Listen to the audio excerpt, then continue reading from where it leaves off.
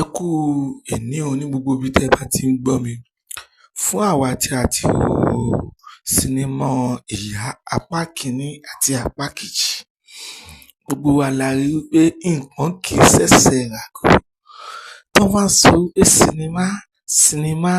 sinimá ẹgbẹ́ fún Mide Martins, àgbà ọ̀jẹ̀ ni kò ní bá ohun èèrà tí ó ná mọ́nú. Ìyá apá kìíní àti apá kejì, báyìí apá kẹta. Sinimá Ìyá apá kẹta. Fún àwa tí a ti wo apá kìíní àti apá kejì, ṣé ẹ rí i pé it is getting hotter? Ó ti ń le kókókó sí báyìí.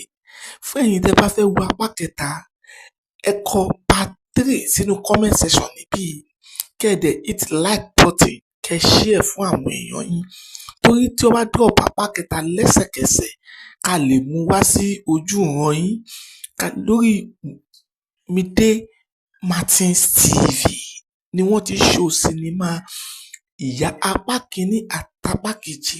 Fún ẹ̀yin tẹ́ bá fẹ́ wo apá kẹta, ẹ click lórí like button kẹ́dẹ̀ kọ part 3.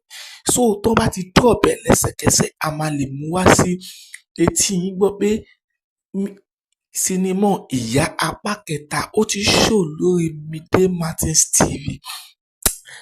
Ṣé ẹ̀yin náà rí i pé iṣẹ́ yìí padà ń le kókókó? Ìyá sinimá tí ó yẹ kí gbogbo lọ́kọláya àti ọmọ kan wò papọ̀ ni. Sinimá yìí jẹ́ sinimá tí ó kọ́ wa ní ẹ̀kọ́ tó pọ̀ gan. Fún ẹ̀yin tẹ́ ti wo apá kìíní àti apá kejì, apá kẹta dé tán. Ṣùgbọ́n fún ẹ̀yin tẹ́ bá fẹ́ tètè mọ̀ dé apá kẹta dé, ẹ kọ apá kẹta kẹ́dẹ̀ kọ ohun tí ẹ fẹ́ràn jù nínú sinimá yìí, apá kìíní àti apá kejì sí comment section kí ẹ wá like button lẹ́sẹ̀kẹsẹ̀. Apá kẹta bá ti drop, báyìí la máa mú wá sójú yín. Bẹ́ẹ̀ ni ẹ̀yin tèmi, sinimá Ìyá yìí, fún ẹ̀yin tí ẹ bá ti wo sinimá Ìyá, ẹ miss nǹkan because nǹkan kì í ṣẹ̀ṣẹ̀ ràgó. Mide Martins mo gbé Fafis Abiodun ọkọ ẹ̀ ló direct ẹ̀. Sinimá yìí ó lékè ká. Ìyá apá kìíní àti apá kejì now showing on Mide Martins TV.